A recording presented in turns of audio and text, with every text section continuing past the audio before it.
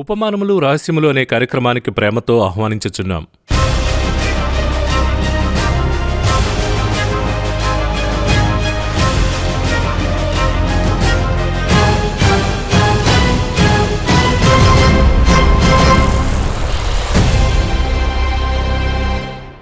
ఈరోజు మరొక పారాబిల్ని చూడబోతున్నాం. అందులో సీక్రెట్స్ని కనుగొనబోతున్నాం. Let's welcome brother MD Jagan. Brother Jagan, కార్యక్రమానికి స్వాగతం. రీసెంట్గా ఒక తెలిసిన స్నేహితుడు వచ్చి సెల్ ఫోన్ను పోగొట్టుకున్నాడు. పోగొట్టుకున్న వెంటనే అతని గందరగోళం ఏంటంటే, ఏదో అతని శరీరంలో ఏదో పార్ట్ మిస్ అయినట్టు ఫీలింగ్. వెతుకుతున్నాడు. ఒకరోజు దొరకలేదు, 2 రోజులైంది, దొరకలేదు, 3వ రోజు, 4వ రోజు, తరువాత దొరికింది. అతనికి ఆ 3 రోజులు చూడండి ఒకలా నిశ్శబ్దం అయిపోయాడు. ఒక సెల్ ఫోన్కే అలా ఉంటే, ఈరోజు మనం చూడబోయే పారబుల్ వెనుక చాలా విషయాలున్నాయి. ఈరోజు మనం చూడబోయే పారబుల్ వెనుక కొంచెం అవుట్లైన్గా చెప్తే ప్రేక్షకులకు అర్థమవుతుందనుకుంటున్నా. లూకా రాసిన సువార్త 15వ అధ్యాయంలో దేవుడు ఒక ఉపమానాన్ని చెప్తున్నాడు. అప్పుడు ఆయన ఎవరితో ఈ ఉపమానాన్ని చెప్తున్నాడో అక్కడ తేటగా తెలియజేయబడుతుంది. 2వ వచనములో, పరిసయ్యులను శాస్త్రులను అది చూచి ఇతడు పాపులను చేర్చుకుని వారితో కూడా భోజనము చేయుచున్నాడని చాలు సనుగుకొనిరి, అందుకాయన వారితో ఈ ఉపమానము చెప్పాను. సో పరిసయ్యులు మిగతా వారి మధ్య కూర్చున్నప్పుడు యేసయ్య మాట్లాడుతున్న మాటలు. Common people. పరిసయ్యులు ఇంకా ఒక మెట్టు ఎక్కువ. ఎందుకంటే వీరొచ్చి కామన్ పీపుల్ కంటే కొంత స్పిరిచువల్ పీపుల్ అని చెప్పచ్చు. ఈ యొక్క పరిసయ్యులు సద్దుకైలు అనేవారు వచ్చి 2 విధాలైన ఉపదేశాలు కలిగిన వారు. అంటే యూదా మత ఉపదేశాల్లోనే పునరుద్ధానాన్ని నమ్మేవారు, నమ్మనివారని 2 భాగాలు చేసుకోవచ్చు. ఆ పునరుద్ధానాన్ని నమ్మనివారు సద్దూకైలు, నమ్మినవారు పరిసయ్యులు. పౌలు కూడా చెప్తాడు, నేను పరిసయ్యుడిని అంటాడు. అంటే పునరుద్ధానాన్ని నమ్మేవాడని అర్థం. అప్పుడు వీరిని సూచిస్తూ ఈ మాటను చెప్తాడు. అప్పుడు అటువంటి పరిసయ్యులను చూచి మాట్లాడే ముఖ్యమైన మాట, ఒక కార్యం ఏంటంటే 3 విధాలైన ఉపమానాలు ఒకదాని వెనుక దేవుడు మాట్లాడుతున్నాడు. 3ను చూసినట్టయితే వెవ్వేరు కాన్సెప్టు, వెవ్వేరు కాలము, వెవ్వేరు విషయం. అయితే ఈ 3టిని ఎలా తీసుకొచ్చి దేవుడు ఒక దగ్గర సమకూరుస్తున్నాడో పరిశుద్ధాత్మని మర్మము. అదే ఈరోజు అతి ముఖ్యంగా మాట్లాడబోతున్నాం. మొదటిగా ఇప్పుడు మీరు కనబడని సెల్ ఫోన్ గురించి చెప్తున్నట్టుగా నేను ఎందుకు ఆ ఉదాహరణ చెప్పానంటే, ఈరోజు కామన్ అయిపోయింది. ఉదయాన్నే లేచిన వెంటనే మనం బైబిల్ని వెతుకుతామో లేదో గానీ సెల్ ఫోన్ను వెతుకుతున్నాం. ఖచ్చితంగా. అంటే ఈ వెతకడం అనేదే తరచుగా జరిగే ఒక విషయంగా మారిపోయింది. ఇలాంటివి మీరు ఎన్నో చూస్తారు. ఉదయాన్నే టవల్ వెతుకుతుంటారు, ఆడ తర్వాత వచ్చి వెళ్ళేటప్పుడు బండి తాళాలు వెతుకుతుంటారు, తర్వాత మీరు చెప్పినట్టు సెల్ ఫోన్ వెతుకుతారు, బండి పార్కింగ్లో ఉంచి తిరిగి వచ్చి షాపింగ్ మాల్లో బండిని వెతుకుతారు, ఎక్కడో వదిలిపెట్టాను నేను అని వెతుకుతూ ఉంటారు. చివరిగా కొంతమంది అయితే ఆ ఎగ్జిబిషన్లో పిల్లోడిని పోగొట్టుకుని వెతికేవారు ఉంటారు. సో ఈ విధంగా వెతకడం అనేది ఈరోజు ఏమైందంటే కామన్ విషయంగా మారిపోయింది. కానీ ఈ కనిపెట్టాలి అనే ఉద్దేశం ఉంటుంది. ఒక దగ్గర ఫెడ్డప్ అయి మనం వద్దనుకుంటాము. ఒక ఉదాహరణకు నేను చెప్పాను, టవల్ కనపడకుండా వెతుకుతున్నాము, ఇది వదిలి వేరే తీసుకున్నాం అనే నిర్ణయానికి వస్తాం. కొన్నిసార్లు కొన్ని విషయాలను మనం ఏం చేస్తామంటే వదలలేం. ఇప్పుడు పార్కింగ్లో కారు కనపడలేదంటే సరే వదులు, అలాగే నిలబడిపోతాం. అక్కడే ఉండి అక్కడ మనలో ఒక ఆతురత ఏర్పడుతుంది. అవునా? ఆ విధంగానే ఏది వెతుకుతున్నాం అనేటువంటిది ఎంతో ఇంపార్టెంట్. ఆ వెతకే వస్తువు ఎంత అవసరం అన్నది ఇంపార్టెంట్. అది మాత్రమే కాదు, మీరు వెతకడం గురించి చెప్తుంటే కొంతమంది నేను ఎందుకు ఇక్కడికి వచ్చాను, నేను ఎందుకు జీవిస్తున్నాను అని దీన్ని వెంటనే వెతికే వారి గురించి చూసారంటే అదొక వెతకడం అంట. అది అందరూ వెతకవలసిన ఒక కార్యం అది. అవును. నేను వై ఐఎమ్ హియర్ అనేటువంటి మై పర్పస్. ఈ క్వశ్చన్ మాత్రం అందరూ వెతికినట్లయితే ఇది ఒక 20 సంవత్సరాల క్రితం సేవకుడు చెప్పింది సేమ్ క్వశ్చన్ మీరు చెప్పింది. నేనెందుకు ఇక్కడ ఉన్నాను, ఈ భూమిలో ఉన్నాను, వై ఐఎమ్ హియర్ అనేటువంటి ఆ క్వశ్చన్ని ఆ ఆన్సర్ వెతికేవాడైతే తన ముగింపు క్రీస్తునొద్దకొచ్చి నిలబడుతుందంటాడు. ఆ విధంగా ఈ వెతకడం అనేది ఇంపార్టెంట్. ఈ 15వ అధ్యాయాన్ని మనం జనరల్గా చూస్తే 3 వెతికే కార్యాలుంటాయి కాదండి. సామాన్యంగా 3 వెతికే కార్యాలతో ముగిస్తాం. యాక్చువల్గా 4 ఇందులో ఉన్నాయి. ఇంకా చెప్పాలంటే లూకా వైద్యుడు అతడు వెతుకుతున్నాడు, రాస్తున్నాడు. ఆయన డీటెయిల్డ్గా నేను చెప్తాం కదండి, ఆయన ఎంతో డీటెయిల్డ్గా రాస్తాడు. అందులోనూ దీన్ని కొంచెం డీటెయిల్డ్గా రాస్తున్నాడు. అంటే అది ఎలాగంటే, మొదటిగా వెతికేది తప్పిపోయిన గొర్రెను గుర్చుంది. తర్వాత 8వ వచనం నుండి పోగొట్టుకున్న నాణెము, కాయిన్ అదుంది. అది చెప్పి ముగించిన తర్వాత 11వ వచనం నుండి మనం ప్రాడిగల్ సన్ గురించి చెప్పుకుంటాం కదా, తప్పిపోయిన చిన్న కుమారుడు. ఇందులో చూసినట్టయితే మనం చిన్న కుమారుని గురించే కాన్సన్ట్రేట్ చేస్తుంటాం. అవును, మనం కథను మార్చాం, తప్పిపోయిన కుమారుడు అంటున్నాం. ఎప్పుడునూ నేను ఇది చెప్తూ ఉంటాను, ఈ పేర్లు పెట్టడంలో మన వంటి వారు లేదు, పట్టా పేరు మాత్రమే కాదు, ఇలా తప్పిపోయిన కుమారుడని చెప్పి బైబిల్లో నుండి వచ్చినట్లే చేశాం. ఇప్పుడు మీరు చూసినట్లయితే ఇందులో దేవుడు అతన్ని తప్పిపోయిన కుమారుడని చెప్పడు, అవును.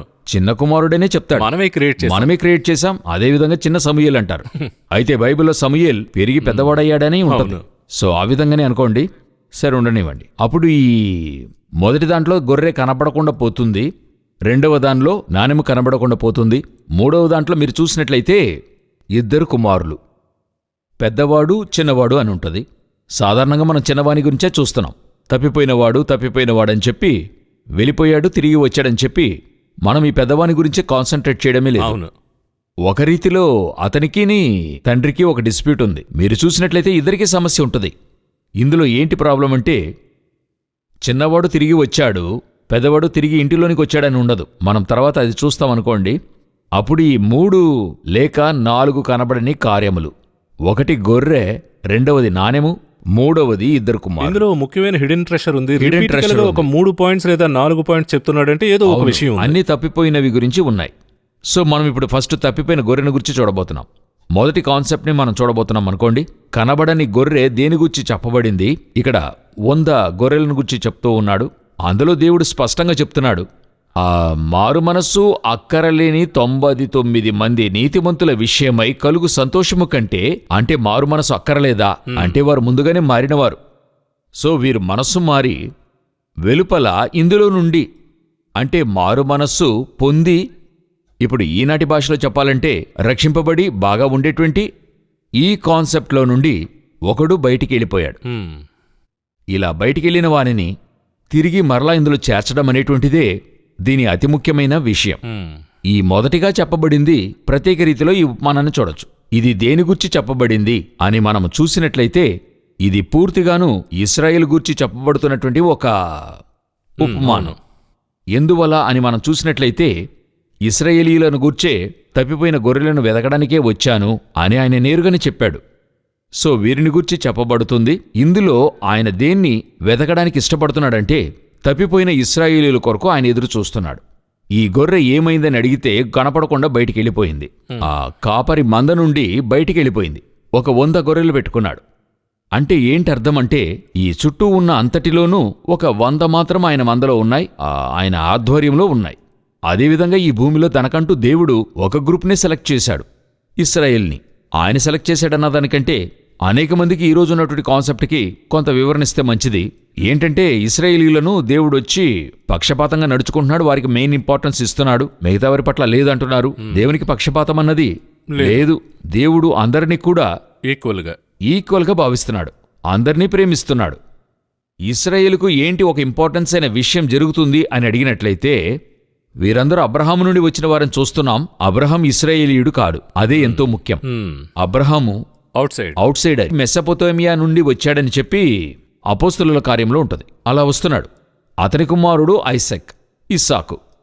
ఇస్సాకును యూదుడు కాడు, ఇశ్రాయేలీయుడు కాడు. అతను హెబ్రీయుడు. అతడు ఆ దేశంలోకి వచ్చాడు, కనానులోకి వచ్చాడు. సో అక్కడికొచ్చిన తర్వాత అతని యొక్క 2వ కుమారుడే యాకోబే ఇశ్రాయేలు. ఈ యాకోబు ఇశ్రాయేల్ అనేటువంటి వ్యక్తి, ఇతన్ని దేవుడు సెలెక్ట్ చేయడానికి ముందుగా భూమి అయినది దాదాపుగా 2000 సంవత్సరాలు దాటింది. అప్పుడు మొదటి 2000 సంవత్సరాలు దేవుడు ఎవరిని ఇష్టపడి ఉంటాడు? ఈరోజు ఇశ్రాయేల్కి ఇంపార్టెన్స్ ఇస్తున్నాడని చెప్తే అప్పుడు మొదటి 2500 సంవత్సరాల వరకు దేవుడు ఎవరికి ఇంపార్టెన్స్ ఇచ్చి ఉంటాడు? సహజంగానే ఉంటుంది. అప్పుడు అది సరే యాకోబుకి ఇంపార్టెన్స్ ఇచ్చి ఇశ్రాయేల్కి ఇచ్చాడా అని చూస్తే, దాని తర్వాత ఇశ్రాయేలుకి కాదు సకల జనులకే ఆయన ఇంపార్టెన్స్ ఇస్తూ వచ్చాడు. ఆయన ఇశ్రాయేలుకు నిబంధన ఇస్తున్నాడు. ఎందుకు ఇశ్రాయేలుకు నిబంధనను ఇస్తున్నాడు అంటే, ఆ రోజు అది పొందుకునే రీతిలో వారే ఉన్నారు. మీరొక దగ్గరికి వెళ్తున్నారు, మీకెవరునూ కూడా తెలీదు. ఆ స్థలంలో క్రౌడ్ కంట్రోల్ చేయడానికి ఇప్పుడు మీరు ట్రాఫిక్లో చూసుంటారు. అక్కడ మీరు ఆ భయంకరమైన ట్రాఫిక్లో అక్కడున్న ట్రాఫిక్ పోలీసు వల్ల ఒకటిగా కంట్రోల్ చేయలేడు. అప్పుడు ఒక వ్యక్తిని ఆయన ఏం చేస్తాడు? అయా కొంచెం హెల్ప్ చేయమంటే అక్కడుండే ఆటో డ్రైవర్ ఎవరో హెల్ప్ చేస్తారు. ఎవరు అనుకూలంగా పక్కన ఎవరు మనకు అక్కడ హెల్ప్ చేయడానికి వస్తారో వారిని మనం తీసుకుంటాం. మనమేం చేయడం లేదు. ఆ ట్రాఫిక్ కంట్రోల్ చేయడానికి ఆయన పిలిచేప్పుడు, అయ్యా మీ ఎడ్యుకేషన్ క్వాలిఫికేషన్ ఏంటి, ఇంతకుముందు మీరు ట్రాఫిక్ కంట్రోల్ చేశారా, ఇంతకుముందు ఇలా అవన్నీ విచారించడం లేదు. ఆ అర్జెన్సీ. అదేవిధంగా నిబంధన ఇచ్చే కాలఘట్టములో ఇశ్రాయేలు ప్రజలు, అబ్రహాము సంతతి వారు అది పొందుకునే స్థాయిలో ఉండారు. టోటల్ వరల్డ్లోనూ ఆయన వెదికి చూస్తున్నాడట, ఇశ్రాయేలును కనిపెట్టాడని ఉంటది. మీరు దానికి ముందు చూడండి, లోకమంతటిలోనూ నోవహు యెహోవా దృష్టి యందు కృప పొందినవాడని ఉంటది. నోవహు ఇశ్రాయేలీయుడు కాడు. నోవహు వచ్చి యూదుడు కాదు. నోవహు ఒక సాధారణ వ్యక్తి. అతడు ఏ గోత్రానికి చెందినవాడు కాదు. అప్పుడు గోత్రాలే లేవు. అప్పుడెందుకు నోవాహును సెలెక్ట్ చేస్తున్నాడు? అప్పుడున్న వారిలో నోవహు నీతిమంతుడై ఉండాడు. వాక్యం అలా ఉంటుంది. అదేవిధంగా యోబును గురించి యోబును కూర్చుంటది. ఇంతకీ అతని ఎక్కడి వాడని చూస్తే మన వైపు ఉన్న వ్యక్తి, ఈస్టర్న్ సైడ్ ఉన్న వ్యక్తి. వాక్యంలో తూర్పు దిక్కు జనులందరిలో అని ఉంటుంది. అతడు నీతిమంతుడుగా. అప్పుడు దేవుడేం వెతుకుతున్నాడంటే పర్టికులర్ గోత్రములో పర్టికులర్ మనిషినే ఏర్పరుస్తానని చూసి చేయలేదు. ఆయన హృదయానికి తగిన రీతిగా ఎవరు ఉంటారో వారిని లేపుతున్నాడు. అదేంటంటే మనం ఇక్కడ వెతకడాన్ని గురించి చెప్తున్నాం, దేవుడు వెతుకుతున్నాడు.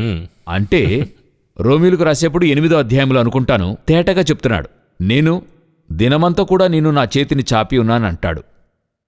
వెదికే వారికి నేను కనబడతానంటున్నాడు. So God వెతుకుతున్నాడు.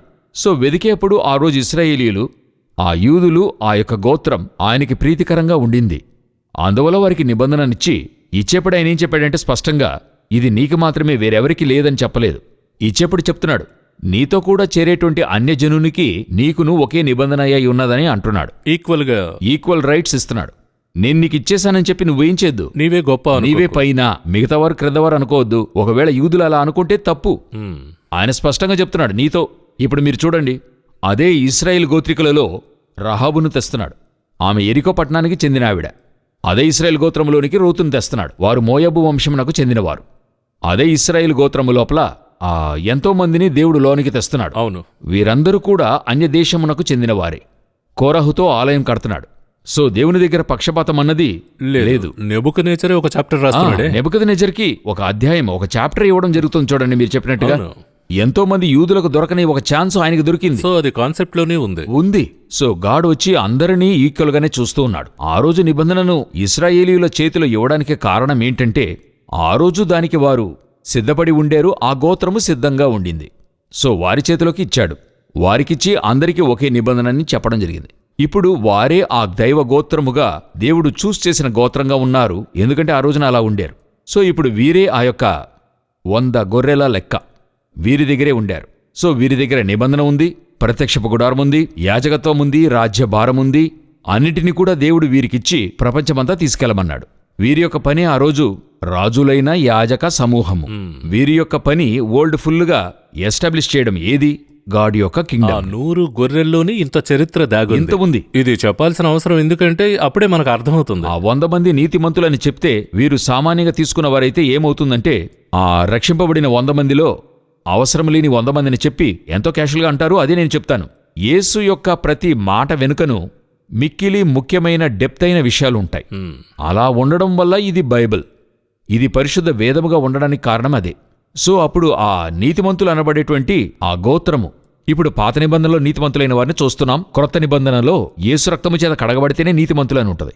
అయితే పాత నిబంధనలో లోతును నీతిమంతుడని బైబిల్ చెప్తుంది. నీతిమంతుడైన లోతు దినములలో అని ఉంటుంది. నోవహు నీతిమంతుడని ఉంటుంది. తను విశ్వసించాడు, అది అతనికి నీతిగా ఎంచబడిందని ఎవరికి? అబ్రహామునకు చెప్పబడుతుంది. సో అలా అనేక నీతిమంతులు పాత నిబంధనలో ఉన్నారు. సో ఆ నీతిమంతుల కూటము ఒకటి ఉంది. అందులో కనబడకుండా పోయిన ఒక గొర్రె. అంటే నేనొక నిబంధన ఇచ్చి ఇది లోకానికి తీసుకెళ్లమన్నా వీరు క్రమంగా చేశారు ఒక కాలఘట్టంలో. ఎవరు? ఇశ్రాయేలీయులు. చూడండి, 400 సంవత్సరాలు ఐగుప్తులో బానిసగుండారు. వారు ఎవరి వైపు మొరపెట్టారని వాక్యం చెప్తుందంటే దేవుని వైపు మొరపెట్టారు. వీరు ఐగుప్తులో తిరుగుబాటు చేయలేదు, పోరాడలేదు, ఏం చేయలేదు. వీరి ఒకే తలంపు, దేవా మాకు విడుదలివ్వు. దేవుడు చెప్తున్నాడు, వారి అంగలార్పును నేను విన్నాను, విని విడుదల చేస్తాను. అప్పుడు తన వైపుకు తిరిగి చూచే కూటానికి ఆయన ఏం చేస్తున్నాడు? విడుదలనిస్తున్నాడు. సో ఆ తర్వాత ఈ కూటము బయలుదేరి వస్తుంది. బయలుదేరొచ్చి వారు అరణ్య మార్గంలో 40 సంవత్సరాలు ఉండేరు. అది వారు చేసిన తప్పై ఉండొచ్చు. అయితే 40 సంవత్సరాలు చుట్టి స్వీయ దేశానికి వస్తున్నారు. అక్కడ దేవునికి ప్రత్యక్షపు గుడారం, అక్కడొచ్చి 7 విధాలైన పండుగలు, అక్కడ దేవుని ఆజ్ఞాపనలు అన్నీ కూడా పర్ఫెక్ట్గా చేస్తూ ఉండారు ఒక కాలఘట్టం వరకు. అలాగున్నటువంటి వారు ఒక కాలఘట్టములో దేవుని వదిలి ఏం చేస్తున్నారు? దూరంగా వెళ్తున్నారు. ఈ దూరంగా వెళ్ళిన కూటాన్ని కనిపెట్టడానికే ఒక కాపరొస్తున్నాడు. అదే ఇక్కడ చెప్పబడుతూ ఉంది. ఇక్కడ ప్రశ్న అడుగుదాం అనుకుంటున్నాను. ఈ విధంగా మీరు చెప్తున్నప్పుడు కరెక్ట్గా వెళ్తుంది. ఒక గ్రూప్ దూరం అయిపోతుందని ఉంచండి. ఆ దూరం అయిపోయిన వారిని సరే వదిలేయండి. ఈరోజు కూడా ఒక స్నేహితుని విషయం పోయిన వారు మాట్లాడాను. అతను చెప్పిన విషయం నాకు కాస్త వ్యత్యాసంగా అనిపించింది. అతను ఏమన్నాడంటే, అశ్విన్, గతంలో మేము చర్చిలో నుండి ఒకరు వెళ్ళిపోతే మనం చాలా వేదన పడతాం, అతను ఎందుకు రాలేదని అడుగుతాం, తర్వాత ఇంటికి వెళ్తాం, ఇలా ఎన్నో విషయాలు చెప్పాడు. సరే, ఇప్పుడున్న పరిస్థితుల్లో ఒకరు వెళ్ళిపోయారంటే సరే వదిలిపెట్టండి, అలా చెప్పే రోజులు వచ్చాయి. చాలా దుఃఖపడి మాట్లాడాడు. అప్పుడు ఈ విషయాన్ని దేవుడు మరి 15th చాప్టర్ లూక్లో నుండి ఈ గత చరిత్రలో లూక్లో రాయడానికి ఆ ఒక్క సోల్ను గురించిన ఫోకస్, అంటే గొర్రెను ఫోకస్ చేసుకుని చెప్తే అప్పుడు మనం ఆ తండ్రి యొక్క దృష్టి మనం ఎలా అర్థం చేసుకోగలం? సరే, ఆ వ్యక్తి యొక్క విలువను మనం ఎలా తెలుసుకుంటాం? అలాగనే ప్రశ్న వస్తుంది. ఇప్పుడు మనం చిన్న బ్రేక్ తర్వాత మాట్లాడుకుందాం. బ్రేక్ తీసుకుని వెంటనే ఇందులోకి వచ్చేద్దాం.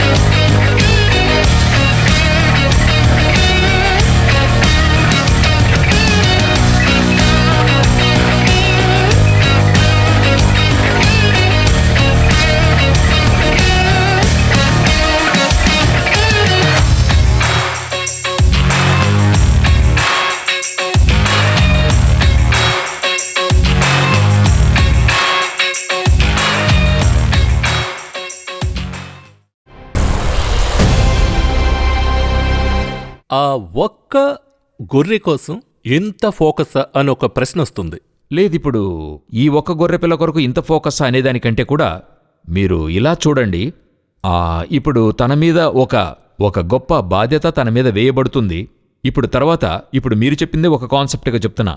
ఒక తండ్రికి తర్వాత అతని జనరేషనో ఆయన బిజినెసో ఇలా కూడా మీరు తీసుకోవచ్చు. జరిగించవలసిన బాధ్యత తన పైన ఉంది. తర్వాత అతన్ని నమ్ముకుని ఒక గొప్ప బాధ్యత నేను ఫిక్స్ చేసి ఉంచా. తను పుట్టినప్పటి నుండి వారిని ఏం చేయాలనుకుంటున్నాను, ఇలా ఒక బాధ్యతనిచ్చి 20 సంవత్సరాలు నడిపించా. ఇప్పుడు ఒకే రోజున తను వెళ్ళిపోయినప్పుడు తన యొక్క వ్యక్తిగత లైఫ్ మాత్రం దెబ్బతినలేదు, అతని మూలముగా నేనుంచుకున్న ప్రణాళికలన్నీ కూడా కొలాప్స్ అవుతున్నాయి. ఇప్పుడు తనను వెదకి తీసుకురావడం వల్ల నా వల్ల చేయగలిగింది ఇది రీషెడ్యూల్ చేసి ఈ ప్రణాళికలన్నీ కూడా మరలా నేను చేయగలను. నేను గొప్పగా నమ్ముతున్నాను, కానీ వాక్యానుసారంగా కూడా అది నిజం. ఏంటంటే ఈచ్ అండ్ ఎవ్రీబడి, ఈ లోకములో ఉన్న ఈచ్ అండ్ ఎవ్రీబడి ఒక్కరు కూడా తనుగా పుట్టలేదు, ఊరికినే ఉండిపోనివ్వు అనేది. ఇప్పుడు మనిద్దరం ఉన్నాము, మాట్లాడుతున్నాం. ఈ బైబిల్ ఇక్కడుంది, ఈ టేబుల్ ఉంది, ఈ నీళ్లు ఉన్నాయి.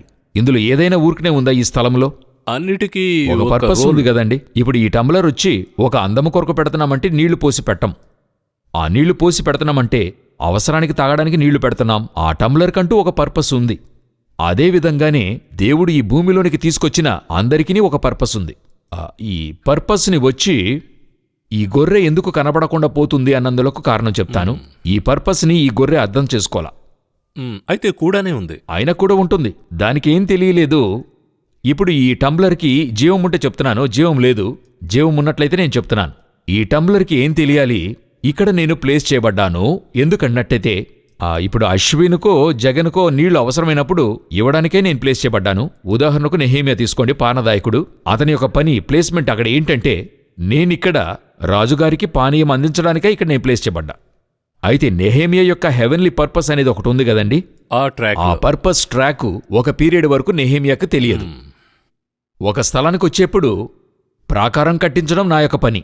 క్లియర్గా ఉన్నాడు. అయితే రాజుగారికి పానదాయకునిగా నేనెందుకు ఉంచబడ్డానంటే రియలైజ్ను నేను ఆ ప్రాకారం కట్టడానికి ఈ స్థలంలో ఉంటేనే రాజు దగ్గర పర్మిషన్ తీసుకోగలను. దానికి హెవెన్ నన్ను ఇక్కడ కూర్చోబెట్టింది. సో ఆ అలైన్మెంట్ అర్థం చేసుకున్నాను. ఈ అలైన్మెంట్ మీరు పుట్టేప్పుడు మీతో హెవెన్ చెప్పాలని అవసరం లేదు. అవును, చెప్పినా మనకు అర్థం కాదు. అర్థం కానిది ఒకటి. నేను ఇంకొకటి కూడా ఒక మెట్టు పైకెళ్ళి చెప్తాను చూడండి.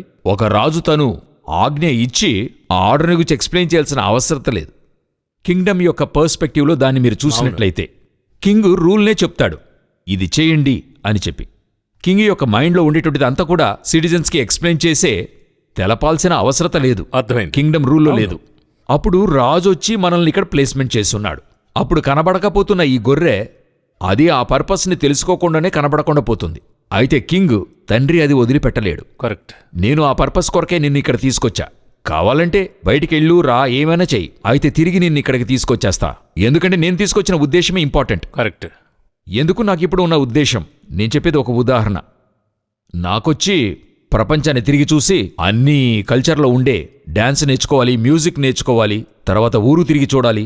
నేను నా యొక్క 60 సంవత్సరాలు 70 సంవత్సరాలలోగా నేను చనిపోయేలోగా ఈ వరల్డ్లో ఉన్న బెస్ట్ అంతటిని కూడా నేను చూడాలనేది నా యొక్క ఆశ. సో ట్రావెలర్గా మారుతున్నాను, కెమెరా తీసుకుంటున్నా, చుడుతున్నా. ఇది లోకానుసారంగా కూడా ఇది కరెక్ట్గానే ఉంటుంది. అందరూ చెప్పొచ్చు ఒక మంచి టాస్క్ అండి, ఆయన ముగించేప్పుడు ఒక ఎక్స్పీరియన్స్ ఉంటుంది, అన్నీ ఉంటాయి. బట్ నా తండ్రికి నా మీద మరొకటి ఉంది. ఏముందంటే, నిన్ను ఉంచుకొని నేను మరొకటి చేసి దాని మూలముగా హెవెన్కి నేనొచ్చి ఒక ప్రాఫిట్ని తీసుకురావాలి. ఇప్పుడు నేనేం చేస్తున్నాను ఇది తెలియకుండా తిరుగుతూ ఉన్నాను. నా తండ్రి చూస్తూ ఉంటాడు. నన్ను ఆయన ఏం చేయడానికి ఇష్టపడలేదు, వెళ్ళేటప్పుడు ఆపడానికి ఇష్టపడలా. ఎందుకు ఆపడం లేదంటే, నేను ఆపితే నన్ను మీరి వెళ్ళిపోతారు. ఒక చోట మీరే తిరిగి ఏం చేస్తారు, మీరొస్తారు. అదే ఈ స్థలంలో జరిగింది. ఇలా అర్థం చేసుకోవచ్చేమో చూడండి. మోషే జీవితంలో తన సొంత తల్లి కూడానే నర్సుగా వచ్చారు. అయితే ఈమె యొక్క ఫీడింగ్ నాకొక ఆలోచన, ఇది కరెక్ట్ కాదా చెప్పండి. ఆమె వచ్చి చెప్తుంది, బాబు నీవైతే మరి వేరు చెయ్యబడిన వాడవు, అలా అని చెప్పి వీరొక్క ఫీడింగ్ నీవు అబ్రహము ఐసాక్ జేకబ్ అనే వారి సంతతి అనే ఈమె చెబుతూనే వస్తుంది. ఈమెతో కూడా నర్సుగానే ఉన్నారు. ఆ ప్యాలెస్లో ఒక తల్లుంది. ఆమె చెబుతుంది, బాబు నువ్వు రాజువు కాబోతున్నావు, నువ్వొక గొప్ప వాడవి, మరి నువ్వు చదువుకో, ఈ దేశాన్ని పరిపాలించబోతున్నావని.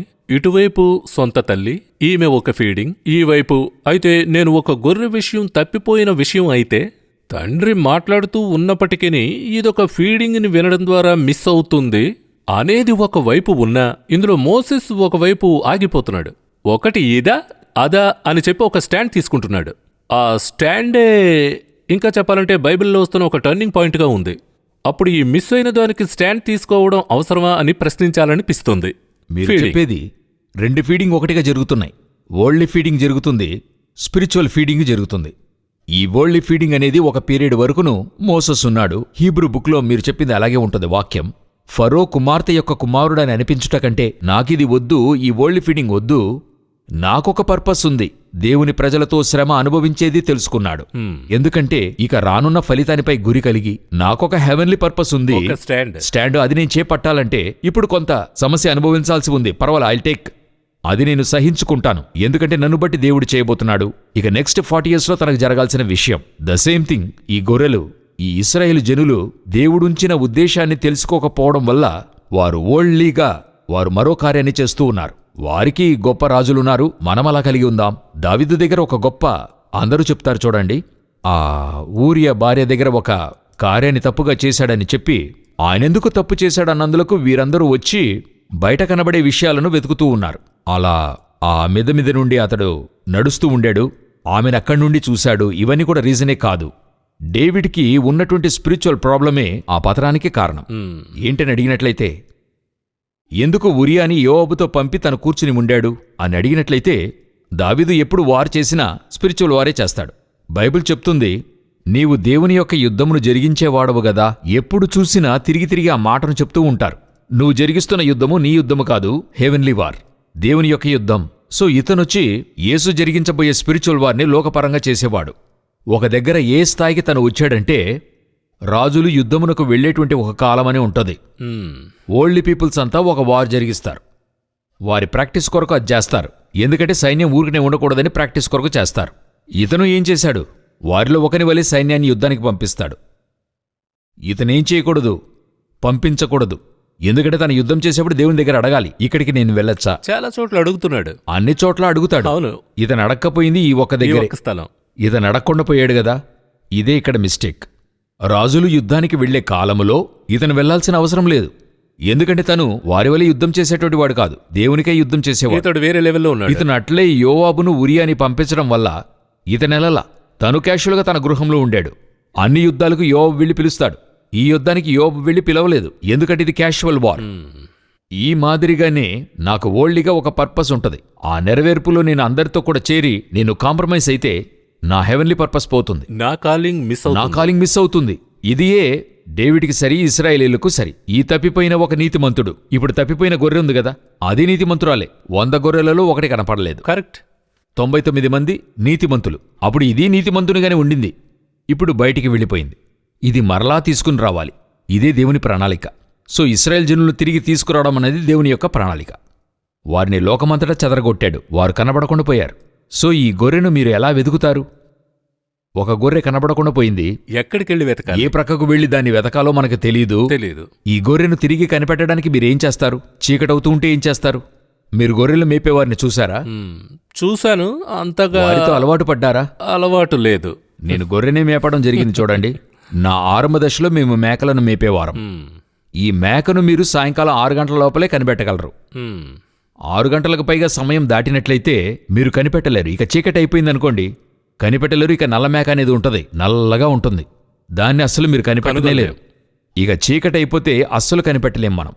అది కనిపెట్టలేం. అది ఇక ఎటు వెళ్ళినా కనిపెట్టలేం. ఇక ఈ మేకను కనిపెట్టడానికి ఏం దారి ఉంది? చాలా ఒకే ఒక దారి ఉంది. కాపరిప్పుడు ఏం చేస్తాడంటే మేకలా అరుస్తాడు. సౌండ్. ఆ చీకటిలో అలా కేకలు వేస్తాడు. ఫ్రీక్వెన్సీ. ఇతని సౌండ్ ఎవరికి తెలుస్తుంది? ఆ గొర్రెలకు తెలుసు. అందువల్ల యేసు చెప్తాడు, నా శబ్దము నా గొర్రెలకు తెలియను. దేవుని యొక్క సౌండ్ ఒకరోజు ఇశ్రాయేలుకి ఇచ్చాడు చూడండి దేవుడు. తిరిగొచ్చి యేసుక్రీస్తుగా ప్రత్యక్షమవుతున్నాడు చూడండి. అరణ్యములో యోహాను మాట్లాడుతున్నాడు చూడండి. ఇదే గాడ్ సౌండ్. తప్పిపోయిన గొర్రెలను కనిపెట్టడం. చీకటిలో ఈ మేకను కనిపెట్టలేం. ఒకే ఒక దారి ఉంది. దీపం వెలిగించిన ఎలా కనిపెట్టగలరు? అది ఒక పొదలో ఇరుక్కుంది. సౌండ్ మాత్రమే. సౌండ్ ఒకటే దారి. అందువల్ల ఆదియందు వాక్యముండెను. ఆ వాక్యాన్నే దేవుడు అలా పంపిస్తూ ఉండాడు. ఒకరోజు ఈ సౌండ్ మాంసమును రక్తమయ్యి ఇశ్రాయేలుల మధ్య యేసుక్రీస్తుగా నిలబడుతున్నాడు. ఆ సౌండ్కి తను చెవి ఎగుతున్నాడు. తప్పిపోయిన గొర్రెను నేను వెదకవచ్చి తిని. ఇదే ఆ ఉపమానానికి అర్థం. అంత డీప్గా ఉంది ఆయన సౌండ్కే. మీరు చూడండి, దేవుడు తాను మోషేతో కొండ మీద మాట్లాడుతూ ఉన్నాడు. మాట్లాడేటప్పుడు ఇశ్రాయేలు జనులు భయపడ్డారని ఉంటది. ఎందుకంటే ఆ సౌండు జైజాంటిక్ సౌండు. వారు దాన్ని అక్సెప్ట్ చేయలేకపోయారు. వారు భయపడితే మోషే చెప్తున్నాడు, భయపడద్దు, దేవుడు మీతో మాట్లాడుతున్నాడు అంటాడు. వెంటనే దేవుడు మాట్లాడవద్దు అంటున్నారు. ఇదే గాడ్ తిరిగి వస్తున్నాడు, వచ్చి మాట్లాడుతున్నాడు. మాట్లాడేప్పుడు వాక్యం చెప్తుంది, ఆయన ఇంకా మాట్లాడవలనని జనులు పరిగెత్తుకుని వచ్చారు. ఇదే గాడే అక్కడ మాట్లాడాడు. అయితే అక్కడ టోన్ వేరే, ఇక్కడ టోన్ వేరే. ఆయన అక్కడొచ్చి జడ్జిగా కూర్చుని మాట్లాడుతున్నాడు. వీరది తాళలేకపోయారు. ఇక్కడ కృపా కనికరం నిండినవానిగా, అడ్వకేట్గా మీ భాషలోనైతే. గొర్రెపిల్ల స్ట్రగుల్ అవుతుందని అర్థం చేసుకుని అదేంటే ఇతడు వదిలేసి వెళ్ళిపోయాడని మాత్రమే కాదు, ఒక న్యాచురల్ ని దాటి సూపర్ న్యాచురల్ గా ఆ కేర్ తప్పిపోయిందే. అలా కనిపెట్టి తీరాలే. తప్పిస్తున్నాడు. కనిపెట్టడానికి ఒకే మార్గముంది, సౌండ్. అరణ్యము నుండి కేకవేసిన వాని శబ్దము వింటిని. తప్పిపోయిన గొర్రెను కనిపెట్టి తిరిగొచ్చి ఏం చేస్తున్నాడు? తన స్నేహితులను అదేలాగున తన పొరుగువారిని పిలిచి వారితో సంతోషపడుతున్నాడట.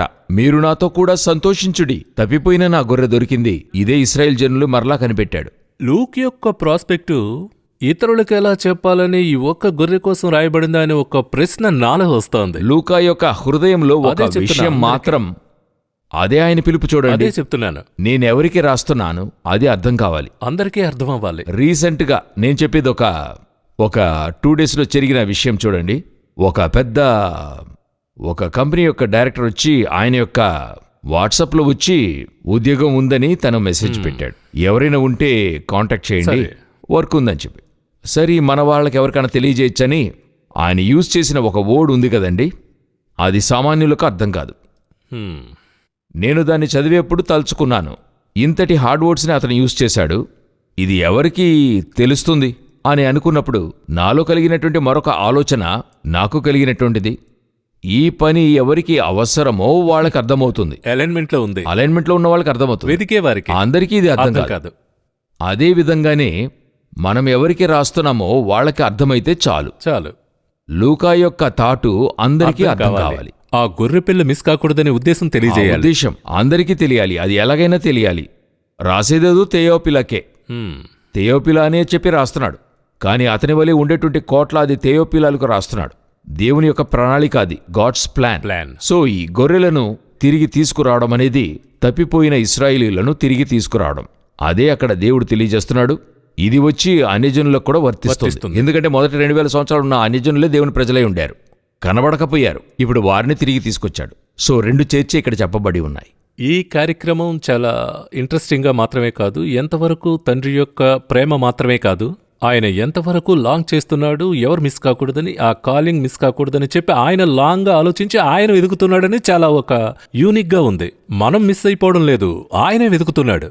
సో ఇదొక యూనిక్గా ఉంది. మరో నమోదులో మనం parable of the last coin ని చూడబోతున్నాం. దాని తర్వాత మరో పారబుల్ ఉంది, మూడో పారబుల్. ఇందులో చాలా విషయాలు ప్రత్యక్షపరచబడుతున్నాయి. తర్వాత పారబుల్లో ది లాస్ట్ కాయిన్ గురించి చూడబోతున్నాం. నేను వెయిట్ చేస్తున్నాను. మిస్ కాకుండా తప్పకుండా చూడండి. కార్యక్రమానికి మీరు వచ్చినందుకు సంతోషం. వందనాలు. ఉపమానములు రహస్యములు అనే ఈ కార్యక్రమాన్ని మీరు వీక్షించినందుకు వందనాలు. ఈ కార్యక్రమం మూలంగా దేవుని రాజ్య రహస్యములను ఎరిగి ఉన్నారని మేము విశ్వసిస్తున్నాము. ఈ కార్యక్రమాన్ని పలువురికి తెలియజేయండి.